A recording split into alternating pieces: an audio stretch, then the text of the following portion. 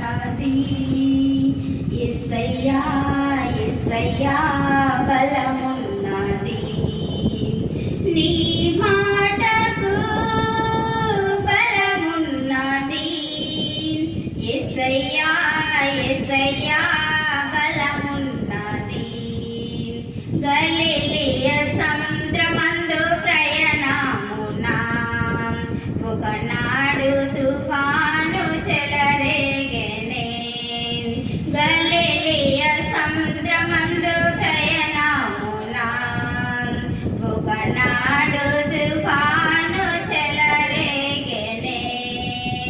ఒకే మాటతో గద్దించగా ఒకే మాటతో గద్దించగా గాలి అలలు శాంతించెను.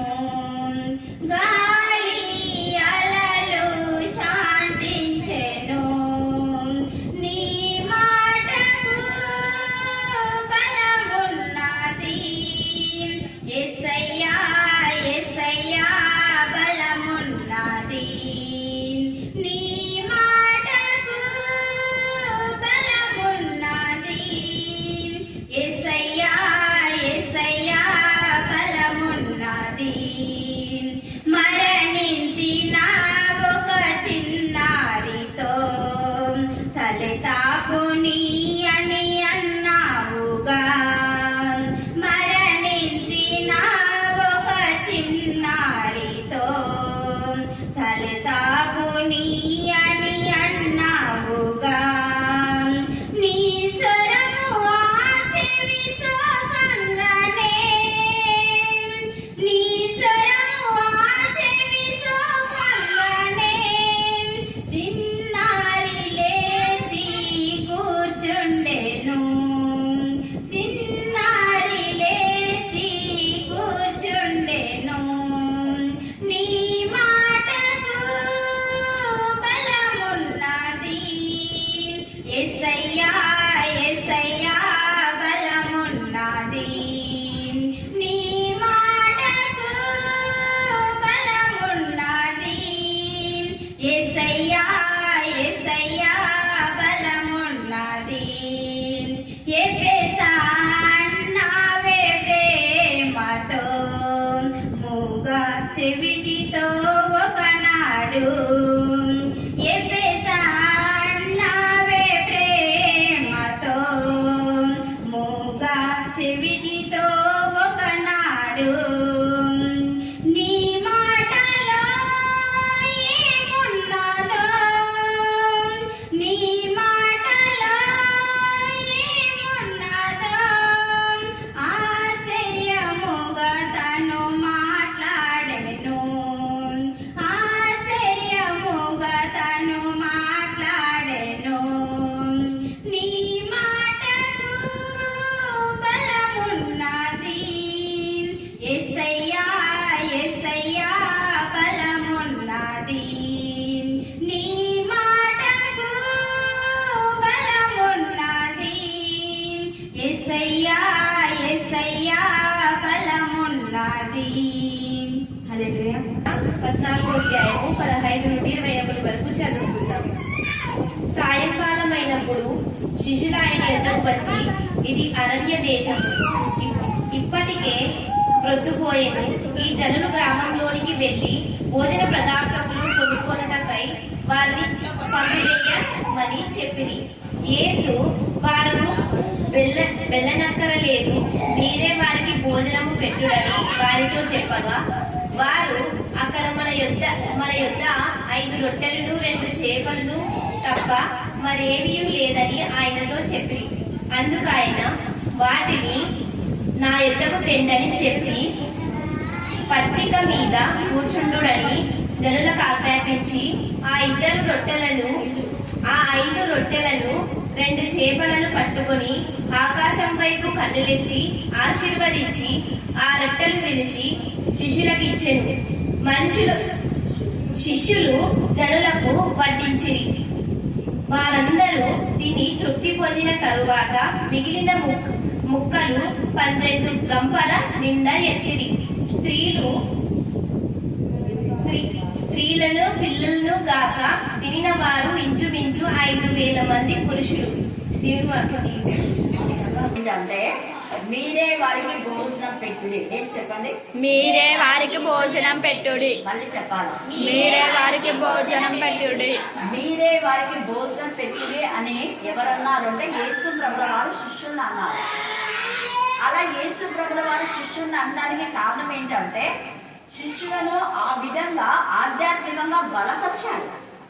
అసలు ఆ మాట అనేసరికి శిష్యులకు ఏం తోచలేకపోతుంది కదా. అంటే వీళ్ళుండే శిష్యులు ఉండేది ఎంతమంది ఉన్నారు?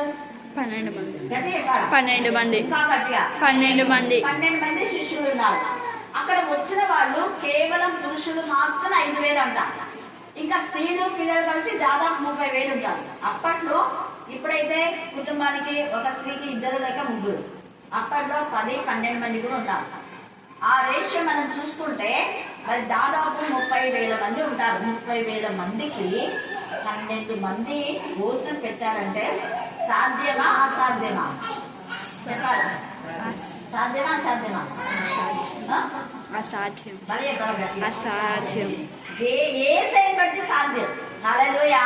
హల్లెలూయా. అందుకనే ఏసయ్య వాళ్ళు ఏమంటారో అని పరీక్షించడానికి మీరే వారి భోజనం పెట్టండి అంటే వెంటనే వాళ్ళు మేము ఎక్కడ పెడతాం బాబా అని ఏమనలేదు. కానీ ఏమన్నారంటే మా దగ్గర 5 రొట్టెలు 2 చేపలు మాత్రం ఉన్నాయి ప్రభా అన్నారు. అంటే గమనించాలి. ఈ రాత్రి కాల సమయంలో మనం కూడా ఏదైనా పని చెప్పినప్పుడు ఏడ చేస్తాంలే, మా ఇంట్లో కొంచెమే ఉంది, అది ఉంది, ఇది అనే కొంచెం చూసి మనం వెనకాడతాం. కానీ వీళ్ళేం చేస్తున్నారు? ఇదిగో మా దగ్గర ఉన్న ఇదే మీకు ఇస్తాం ప్రభు, ఆ కొంచెమే మీకు ఇస్తాం. అది వారి సమర్థన. ఒకవేళ 5 రొట్టెలు 2 చేపలు మీ దగ్గర ఉన్నాయంటే నాకు తెలిసి ఆ యొక్క పశువుల కాసే పిల్లలు వాళ్ళమ్మ పశువుల కోసమే ఆ యొక్క 5 రొట్టెలు 2 చేపలు పెట్టించుంటారు. ఆ పశువుల కాసే పిల్లలకి ఒకవేళ ప్రేమ వచ్చిందో ఏమో తెలియదు, ఈ యొక్క శిష్యులకు ఇచ్చి ఉంటారేమో. అందుకనే ఏమంటున్నారు చూడండి, అక్కడ సాయంకాలం అయినప్పుడు శిష్యులు ఆయన యుద్ధకు వచ్చి ఇది అరణ్య ప్రదేశము, ఇప్పటికే పొద్దు పోయేను, ఈ జనులు గ్రామంలోనికి వెళ్ళి భోజన పదార్థములు కొనుక్కొనుటకై వారిని పంపివేయమని చెప్పింది. ఇక్కడ ఎందుకు చెప్తున్నాడే మనకి ఆకలిస్తుంది. అప్పటికే 3 రోజులు అయిందంట. 3 రోజులు అయింది. ఏమబ్బా 3 రోజుల నుంచి ఏసై వాక్యం చెప్తున్నా, 3 రోజుల నుంచి వింటున్నారంట. చూడండి, ఖాళీ నడకన ఏసై దగ్గరికి వచ్చారు. అరణ్య ప్రదేశం పిల్లలను అందరిని తీసుకొని ఎత్తుకొని కాళ్ళు నడకన ఆయన దగ్గరికి వచ్చి అనే మాట కూడా మనం పైన 13వ వచనం చదవండి. యేసు ఆ సంగతి విని, అంటే యోహాను చనిపోయినాడని విని చాలా బాధపడ్డాడు. యోహాను చంపేశాడు. యోహాను ఏం చేశాడు అంటే నువ్వు చేస్తున్నది తప్పు, నువ్వు చేస్తున్నది పాపము అన్నందుకు హేరోదియా ఆ యొక్క ప్లాన్ వేసి డాన్స్ వేయించి తన కుమార్తెతో చెప్పి యోహాను తల కావాలి అని ప్లాన్ గా ప్రణాళిక వేసింది. కానీ దేవుడు యోహాను చనిపోయాడని వీళ్ళు అనుకున్నారు, కానీ యోహాను చనిపోలే. యోహాను బ్రతికే ఉన్నాడు. హల్లెలూయా. హల్లెలూయా. హల్లెలూయా. శారీరకంగా చంపారు కానీ ఆత్మ ఎల్లప్పుడూ జీవిస్తూనే ఉంది. అలాగా యేసు ప్రభు అద్భుతాలు చేస్తుంటే ఈ మాట విని హేరోదుకు గుండె కదిలిపోయింది. అయ్యో, నేను ఆ రోజు అనవసరంగా ఆ హేరోదియా మాట విని నేను యోహాను తల కొట్టించాను, అతను నిజంగా మళ్ళా బ్రతికే వచ్చాడు, యేసు ప్రభు యోహాను అని అనుకున్నాడు. ఆయన యోహానే యేసు ప్రభు, అందుకే అద్భుతాలు జరుగుతున్నాయి అని అనుకున్నాడు అనేసి ఆ విషయం అంతా కూడా మనకు 14:10 వచనం దాకా రాయబడింది. ఇప్పుడు ఆ మాట విన్న వెంటనే యోహాను చనిపోయినాడు, శిష్యుడు పాతిపెట్టినాడని విని తట్టుకోలేకపోయాడు. ఆత్మ సంబంధులకు ఏదైనా బాధ వస్తే అసలు తట్టుకోలేదు. హల్లెలూయా. హల్లెలూయా. హల్లెలూయా. హల్లెలూయా. అంటే యాక్చువల్ గా యేసు ప్రభుల వారు సేవ చేస్తున్నారు, యోహాను శిష్యులు, యేసు ప్రభు శిష్యులు ఉన్నారు, యోహాను శిష్యులు ఉన్నారు. కానీ ఒకరికొకరు వాక్యం వింటున్నారు. యోహాను చెప్పినప్పుడు యేసు ప్రభు శిష్యులు ఉంటున్నారు, యేసు ప్రభు చెప్పినప్పుడు యోహాను శిష్యులు ఉంటున్నారు. అవినాభావ సంబంధం. దేవుని పిల్లలు ఒకరినొకరు ఏమనుకుంటారు అంటే హెచ్చించుకుంటారు ఒకరినొకరు. ఇప్పుడు యోహాను యేసు ప్రభుని హెచ్చించాడు, యేసు ప్రభు యోహాను హెచ్చించాడు. హల్లెలూయా. హల్లెలూయా. హల్లెలూయా. హల్లెలూయా. అక్కడ అయ్యో ప్రభువా, నువ్వు దేవుని కుమారుడు, నీకు నేనేంటి బ్యాప్టిజం ఇచ్చేది అన్నాడు. అయితే యేసయ్య అన్నాడు, నేను దేవుని కుమారుడైనా పర్వాలేదు, నువ్వు బ్యాప్టిజం ఇచ్చే యోహాను కాబట్టి ఇప్పుడు ఈ క్రియ జరగనివ్వు అని తగ్గించుకున్నాడు. హల్లెలూయా. హల్లెలూయా. నేను దేవుని కుమారుడు కదా, అవునులే నేనే ఇస్తానులే అని హెచ్చించుకోవాలా, గర్వపడాల, తగ్గించుకున్నాడు. ఇప్పటికీ కానీ ఇది నీ పని, నేను ఎంత దేవుని కుమారుడైనా నీ ద్వారా బాప్టిజం పొందడం దేవుని చిత్తం, దేవుని చిత్తాన్ని నెరవేర్చినారు. అలాంటి ఆత్మ సంబంధమైన యోహాను చనిపోయాడు అంటే తట్టుకోలేకపోయి ఒంటరిగా పోయి ప్రార్థన చేయడానికి వెళ్ళాడు. అది అయిపోతేనే జనులు యేసు ప్రభుల వారు అరణ్యానికి ఏకాంతంగా పోయినాడని కాలి నడకను ఆయన వెంట వెళ్ళంట. మనం చూడండి ఎంత దూరం అరణ్యం అంటే, వాళ్ళ ఇల్లు వదిలిపెట్టి పిల్లలు తీసుకొని అక్కడ నిజంగా 3 రోజులని చూస్తా, ఇప్పటికే 3 రోజులు అక్కడ నిజంగా అంటున్నారు కదా, ఎంత చక్కగా కాలి నడకను వెళ్ళారంట. సాయంకాలం అయినప్పుడు శిష్యులు వచ్చి ప్రొద్దుపోయింది కదా, వీళ్ళకు భోజనం ఎలాగా అని అంటున్నారు. అప్పుడు యేసయ్య అంటాడు, మీరే వాళ్ళకు భోజనము పెట్టుడి. ఎంత శ్రేష్ఠమైన. అప్పుడు వెంటనే దేవా మేము ఎలా పెడతామని ఏమనలేదు వాళ్ళు, ఆ మాట ఏమనలేదు. పెళ్లి పెడతాం బాబా, వద్దులే పంపిద్దాము, మనకెందుకు వీళ్ళ దీపాలు వీళ్ళ గొడవ, 30,000 మంది ఉన్నారు, ఎక్కడ పెడతాం మనము, అస్సలంగా మీరే పెట్టుండి అనగానే వాళ్ళు వెంటనే ఏమని అంటున్నారు చూడండి, ఇక్కడ మన యొద్ద 5 రొట్టెలను 2 చేపలను తప్ప మరి ఏమీ లేదు అంటూ చెప్పారు. ఉన్నాయి ప్రభావం, 5 రొట్టెలు 2 చేపలు. ఆ మాట అనడంలోనే వాళ్ళ నమ్మకం ఉంది. హల్లెలూయా, హల్లెలూయా, హల్లెలూయా. వీళ్ళు కూడా ఆకలిస్తున్న మేము ఈ ఉన్నవేం చెప్తే యేసుడు తీసుకొని వాళ్ళకి పెట్టేస్తాడని చెప్పకుండా ఉండొచ్చు. వాళ్ళు అలా వాళ్ళ స్వార్థం చూసుకోరా, నిస్వార్థంగా పొద్దు నుంచి సాయంకాలం అనే మాటలో వాళ్ళకు కూడా ఆకలి అవుతుంది, కానీ వాళ్ళు ఆ మాట చెప్పలేదు. తలా కొంచెం తిందాంలే అని అనుకోలేదు. అలాగా చూడండి, వెంటనే ఉన్నవి చెప్పేస్తున్నారు. ఇక్కడ మన యొద్ద 5 రొట్టెలు 2 చేపలు తప్ప మరి ఏమీ లేవని అంటూ చెప్పి అక్కడ మనం చూస్తే, ఒకటి యేసయ్య యోహాను చనిపోయాడని బాధతో ప్రార్థనకు వెళ్ళాడు. రెండవది జనులందరూ కూడా యేసు ప్రభువును చూసి ఆ కాలి నడకను, యేసు ప్రభు యొక్క వాక్యం పట్ల ఎంత తపనుంది వచ్చారు. మూడవది ఆ యొక్క భోజన పదార్థం కొనుక్కొడుతగా పంపండి అని చెప్తే, లేదు మీరే పెట్టాలి అన్న. మీరే పెట్టాలన్న వెంటనే వాళ్ళ దగ్గర ఉన్న వాటిని యేసయ్యకి ఇచ్చేశారు. ఉన్నవి యేసయ్యకి ఇచ్చారు. ఈ రాత్రికి ఆలస్యం ఏముంది, మనకున్నవి యేసయ్య చేతిలో పెడితే వాటినే యేసయ్య ఎంతగానో ఆశీర్వదిస్తారు. హల్లెలూయా, హల్లెలూయా, హల్లెలూయా. ముందు మన జీవితాన్ని, మన ఆర్థిక స్తోమత, మన పిల్లలు, మనకున్న ఆస్తి అంతస్తులు అన్ని ముందు యేసయ్యకి అప్పగించాలి. యేసయ్య అప్పగించడం అంటే, ఇవి నావి కాదు యేసయ్య, ఈ జీతం నీది, ఈ ఉద్యోగం నీది, ఈ పిల్లలు నీ వాళ్ళు, గర్భఫలం యెహోవా ఇచ్చు బహుమానం అన్నారు కదా, ఇదిగో మీ చేతికి అప్పగిస్తున్నాం కదా. మీ చేతికి అంటే వాక్యములు పెంచాలి. అందుకే గర్భఫలం యెహోవా ఇచ్చు బహుమానం కాబట్టి మీ పిల్లలను ముగ్గు పాలతో మీరు పాలు ఇస్తున్నప్పటి నుంచి ఆ పిల్లలకు వాక్యాలు కంఠం చేయాలి. వాక్యం ఎప్పుడైతే ఆ పిల్లలు కంఠం చేస్తారో, వాక్యంలో ఆ పిల్లలు ఎప్పుడైతే పెంచుతారో అప్పుడు యేసయ్యకు వాళ్ళని అప్పగించినట్టే అర్థం. అలాగనే మనకున్న వాటి గురించి రోజు ప్రార్థన చేయాలి. దేవా మీరు నాకు ఇచ్చిన ఇంటిలో ఉన్న ప్రతి వస్తువుకు, ఇచ్చిన అన్నదమ్ములు, అక్క చెల్లెళ్ళు, ఇచ్చిన పిల్లల ప్రభా, ఇచ్చిన ఉద్యోగాన్ని, ఈ రోజు కూలికి పోవడానికి నాకు కూలి ఇచ్చిన ప్రభా నీకు వందనాలు.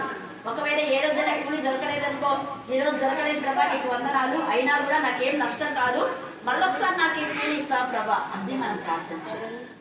ఎంత కూలి తెచ్చుకుంటే అంత కూలిని ముందు ప్రార్థన చేయాలి. మనం ప్రార్థన చేసి ఏం చేయాలి అంటే, దేవుని నామం పేట 1 రూపాయి కానీ మీరు పక్క పెట్టాలి. 1 రూపాయి ఎక్కువ, దేవుని నామం పేట.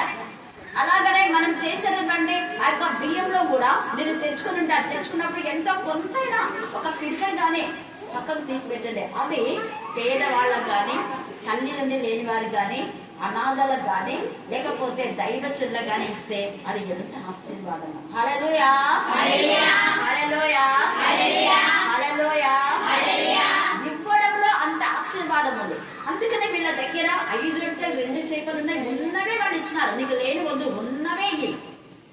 అప్పట్లో 10 పైసలు ఉండేవి. కొంతమంది 10 పైసలు ఇచ్చేవాళ్ళు. కానీ ఆ 10 పైసలే దేవుని చుట్ట పెట్టి ఎత్తి పెట్టినప్పుడు దేవుడు ఎంత ఆశీర్వదించేవాడు. అప్పుడంతా 5 పైసలు 10 పైసలే కదా.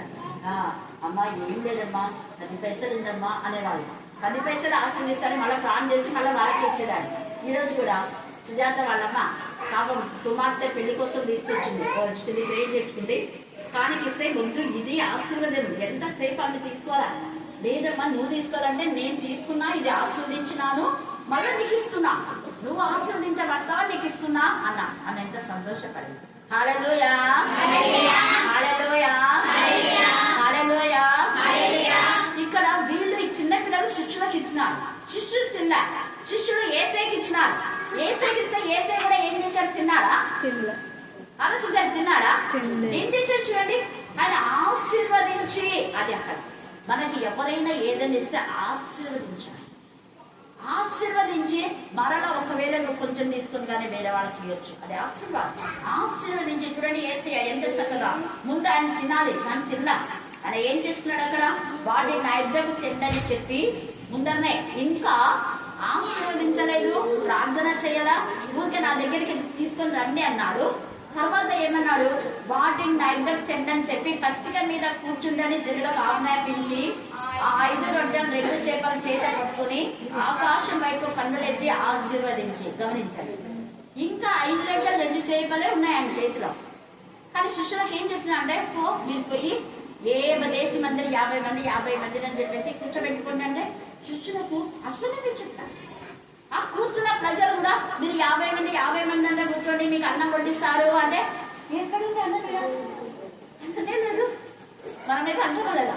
అది దేశం చూసి ఆంధ్రం చూసి కూర్చోండి, ఆంధ్రం లేకపోతే అన్ని కూర్చోదు. ఖచ్చితంగా మనం ప్రశ్నిస్తాం. కానీ వాళ్ళు ఏముంది? వాక్యం విన్న జనులకు అంత నమ్మకం ఉంది, శిష్యులకు నమ్మకం ఉంది, యేసయ్య దేవుని పైన ఆధారపడుతున్నాడు. వాక్యం విన్న ప్రజలలో అంత నమ్మకం, అంత నిరీక్షణ. శిష్యులు ఏం చెప్తే అది చేసేస్తున్నారు. మీరంతా 50 మంది కూర్చొని భోజనానికి అంటే భోజనమా? ఎవరు తెచ్చారు? ఎవరు వండారు? ఎప్పుడు వండారు? ఏ ప్రశ్నించరు శిష్యులు. మీరంతా పోయి వంట వేసినారా మీరు? మనమైతే అంటాం ఎవరు బియ్యం ఇచ్చి, ఎవరు చేసి, ఎవరు వండి అంటే అడుగుతాం. వాళ్ళు ఏం అడగరు. నమ్మకంలో శిష్యులు ఏం చెప్తే అదే పని చేస్తున్నారు. 50 మంది వాళ్ళు కూర్చున్నారు. వాళ్ళ యొక్క విశ్వాసాన్ని యేసయ్య చూశాడు. శిష్యుల విశ్వాసంతో వాళ్ళకి చెప్పారు. శిష్యులు కూడా ఒక మాట మాట్లాడారు, ప్రభువా 5 రొట్టెలు 2 చేపలు కూర్చోమని చెప్తే ఎంతమందికి అయితే ప్రభా నాకు సిగ్గుతుంది ప్రభా నేను చెప్పలేము అన్నారా? అన్నారు. యేసయ్య ఏం చెప్పాడో వాళ్ళు అదే చెప్పారు. వాళ్ళు కూడా అలాగనే కూర్చున్నారు. వాళ్ళ విశ్వాసం చూసి యేసయ్య కన్నులెత్తి, తండ్రి అయిన దేవా మా దగ్గర ఉన్నాయి, ఇప్పుడు చేయడానికి కూడా టైం లేదు, ఇక్కడ ఆహార పదార్థాలు లేవు, ఇక్కడ డేచర్ పరిస్థితులతో చెప్పేశారు యేసయ్య. ప్రభా వీళ్ళైతే ఆకలితో ఉన్నారు, మరి నీ వైపు చూస్తున్నాం, మేమంతా నీ వాక్యం విన్నాం కాబట్టి వీళ్ళేం బాగా తిరగవద్దుగా, వదలవద్దుగా, సోమరిపోద్దుగా ఉండి అడగల. నీ వాక్యంలో నీ సన్నిధిలో ఉన్నారు ఇప్పుడు. కాబట్టి వీటిని ఆశీర్వదించు దేవా అన్నాడు. ఆకాశం వైపు కన్నులెత్తి, ప్రభువా కొండల తల్లి మా కన్నులు ఎత్తడం ఎక్కడి నుంచి మాకు సహాయం? యెహోవా వలననే సహాయం. హల్లెలూయా హల్లెలూయా హల్లెలూయా హల్లెలూయా. మాకెవ్వరు ఇక్కడ సహాయం చేసేవాళ్ళు లేరు, ఎవరు వండి పెట్టేవాళ్ళు లేరు, తెచ్చించేవాళ్ళు లేరు, నువ్వే మాకు సహాయం. మనం కూడా అలాగే దేవుని వైపు కన్నులెత్తితే, ఆయన సహాయాన్ని కోరుకుంటే ఖచ్చితంగా ఆయన మనకు సహాయం చేస్తాం. అప్పుడు వెంటనే యేసయ్య ఆశీర్వదించి ఆ రొట్టెలు ఏం చేయమన్నాడు? విరిచి శిష్యులకు ఇచ్చాడు. విరిచి, గమనించండి అక్కడ, రొట్టెలు విరిచి శిష్యులకు ఇచ్చాను అంట. ఈ రాత్రి కాలచందు విరవడం అనే మాటలో మనం వాక్యం చదివేటప్పుడు, వాక్యం అనేది ఒక రొట్టె, అధ్యాయం అంటే ఒక రొట్టె అనుకోండి. వచనం పదం మనం చదవాలి, పదం అర్థం చేసుకోవాలి. హల్లెలూయా హల్లెలూయా హల్లెలూయా. పదము ఎప్పుడైతే మనం అర్థం చేసుకుంటామో అప్పుడు అనేక ఆశీర్వాదాలు దేవుడు మనకి ఇస్తాడు. ఇక్కడ విరిచి, ఆ విరిచిన రొట్టె తింటేనే మనం అది తిన్న తర్వాత అది ఎప్పుడైతే ఆ రొట్టె మన జీవితంలో నమిలి మింగితే అప్పుడు రక్తం మనలో అభివృద్ధి చెంది శక్తి విడుదల అవుతుంది. హల్లెలూయా హల్లెలూయా హల్లెలూయా. రొట్టె విరడం అంటే ప్రభు బలలో కూడా రొట్టె విరిచి వాళ్ళకి ఇచ్చాడని మనం చూస్తాం. రొట్టె విరిచి విరవడంలో అంత అర్థం ఉంది. మనం వాక్యం చదివేటప్పుడు పదం అర్థం చేసుకుంటూ చదివితే ఎన్నో విషయాలు దేవుడు మనతో మాట్లాడతారు. ఎందుకంటే హెబ్రీలకు రాష్ట్ర పత్రిక 11వ అధ్యాయంలో కూడా 1-2 వచనాలు చూస్తే విశ్వాసం అనున్నది నిరీక్షింపబడి వాటి యొక్క నిజమైన స్వరూపం. చదవండి. హెబ్రీ 11వ అధ్యాయం 1. విశ్వాసం అనున్నది నిరీక్షింపబడి వాటి యొక్క నిజ స్వరూపములు అదృశ్యమైన ఇక్కడ యేసయ్య ముందుగా విశ్వాసంతో చూచాడు. ఏం చూశాడు? ప్రభా 50 మంది కూర్చున్నారు, వాళ్ళందరూ తిని మళ్ళీ మిగిలి తృప్తి పొందినారు అనేది చూశాడు యేసయ్య. ముందరనే చూశాడు. అందుకనే అద్భుతం జరిగింది. రాత్రి విశ్వాసంతో మనం చూడాలి. విశ్వాసంతో గర్భిణీ స్త్రీలంతా కూడా విశ్వాసంతో మాకు సుఖమైన ప్రసవం ఇచ్చిన ప్రభు అని చూడండి. మీరు దేవుని స్తుతించండి. ప్రభా మాకు పుట్టబోయే పిల్లల మీద ఆస్వాదించండి. ముందే దేవుని స్తుతించండి. గర్భఫలం లేని వాళ్ళు యేసయ్య గర్భఫలం యెహోవాయిచ్చు బహుమానం అన్నారు. ఎన్ని ప్రయత్నాలు చేస్తాం, ఎంత డబ్బు ఖర్చు పెట్టుకున్నా, కానీ మీరే మీ ఎముకను మా గర్భంలో వేయండి ప్రభు అని ప్రార్థన చేయండి విశ్వాసంతో. దేవా మీరు ఇస్తున్నారు అని దేవుని స్తుతించండి. అప్పుడు గర్భఫలం దేవుని ఇస్తారు.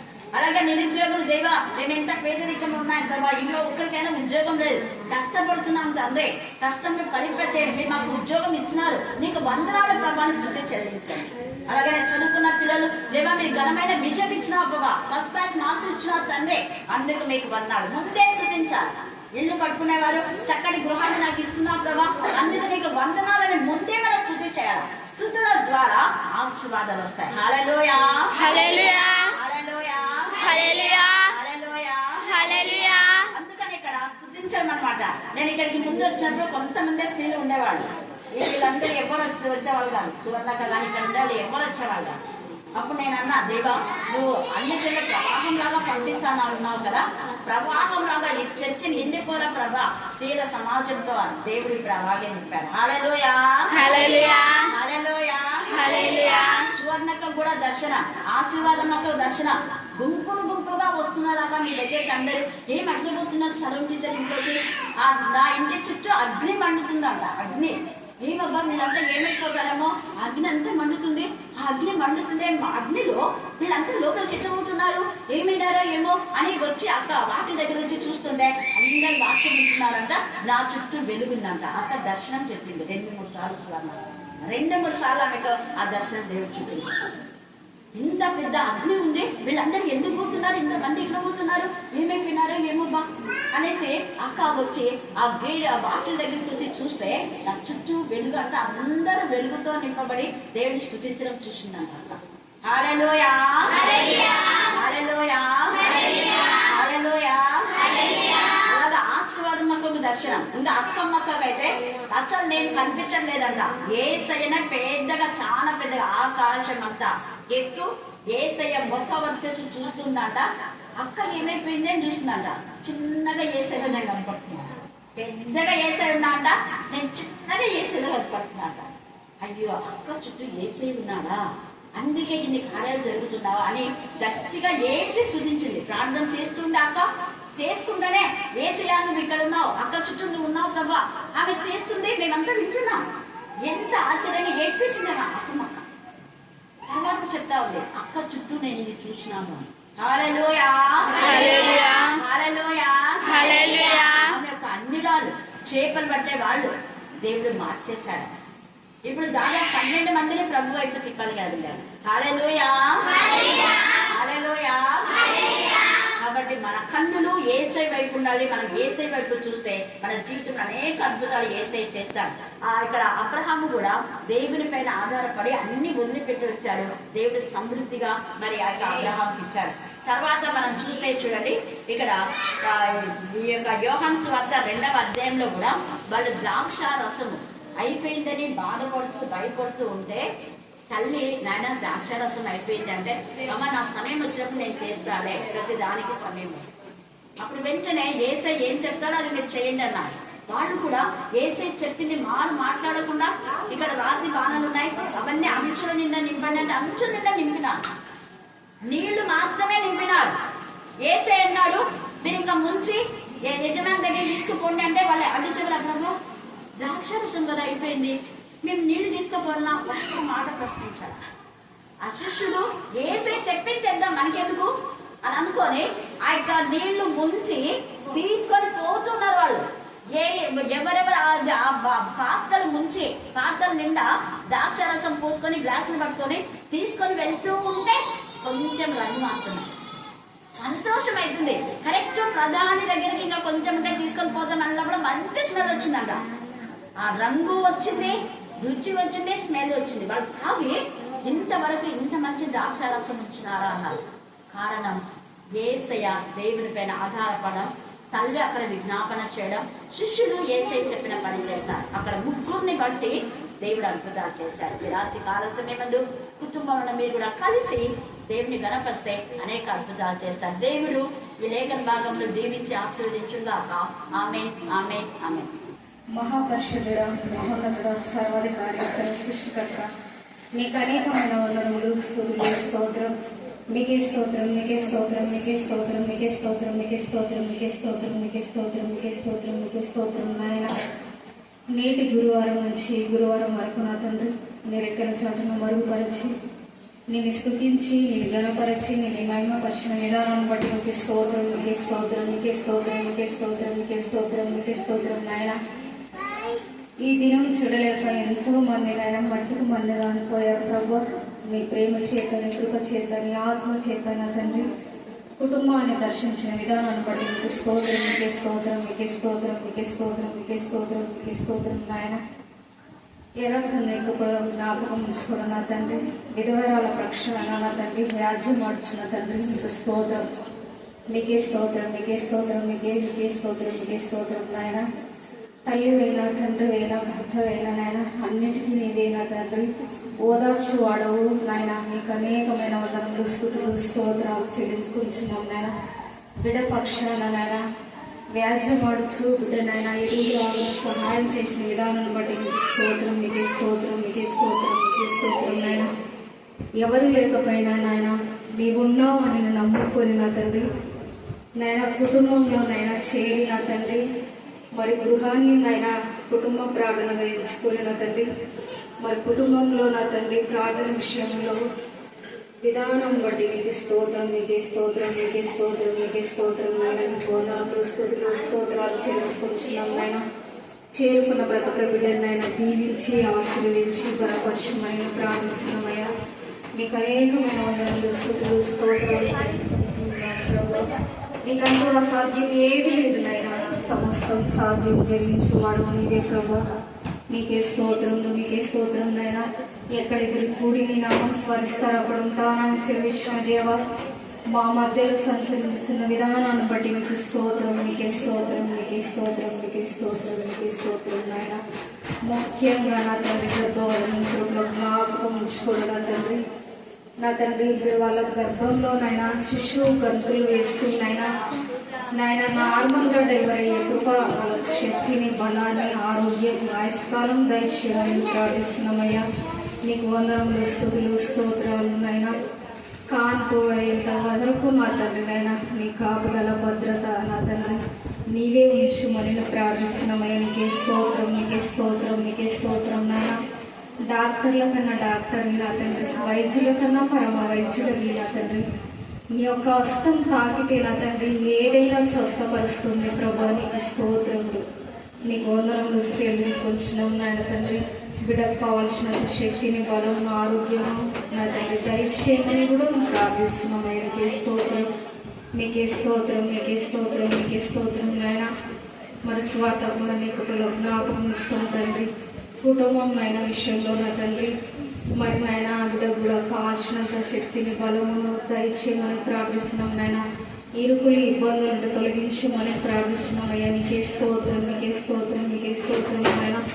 చెప్పిన వాక్యాన్ని నా తండ్రి, వాక్యాన్ని మా హృదయాలు నా తండ్రి నీరు కట్టి ఫలింపచేసిన విధానాన్ని బట్టి మీకు స్తోత్రం, మీకే స్తోత్రం, మీకే స్తోత్రం నాయన. మరి 5 రొట్టెలు 2 చేపలు నా తండ్రి నాయన పసిపిల్లగాడు తెచ్చాడు ప్రభా. ఆ పిల్లలు ఏమీ తినలేదు ప్రభా. మరి మా 5,000 మందికి పంచారు ప్రభా. మీకు స్తోత్రం, మీకే స్తోత్రం నాయన. మా కుటుంబంలో విషయంలో నా తండ్రి మరి నాయన ఇంతమంది జనాభా వచ్చి ఉండగా నా తండ్రి అది మాకు కేవలం మీ కృప నా తండ్రి. అయ్యా మా చిత్తం ఏది కాదు ఆయన నీ చిత్త ప్రకారమే నడిపించిన విధానాన్ని బట్టి నీకు స్తోత్రాలు. చేరుకున్న ప్రతి ఒక్కడు కాయ కష్టాలుంటే ఇబ్బందులుంటే తొలగించి నాయన బిడ్డలందరినీ నేను కావలసినంత సమృద్ధిగా నేను ఇచ్చి పంపము, ఆశీర్వదించి పంపమని యేసు శక్తి నామమున ప్రార్థించి స్తుతించి అడిగి వేడుకొని పొంది ఉన్నాం మా తండ్రి.